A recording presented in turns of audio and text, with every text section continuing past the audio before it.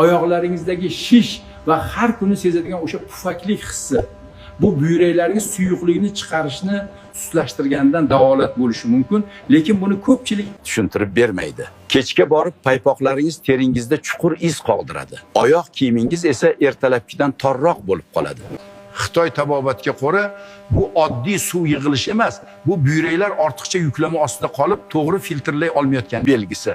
Buyraklar tanadagi suyuqlikni harakatlantirishga javob beradi. Agar ular doimiy ravishda yallig'lanish va oksidlovchi stress ta'sirida bo'lsa, ularning ishlashi sekinlashadi. Natijada suyuqlik to'planib, oyoqlarda, yuzda va qo'llarda yig'iladi. Garb tibbiyotida buni edema deb atashadi va ko'pincha diuretik dorilar berishadi. Ya'ni suvni majburan chiqaradi.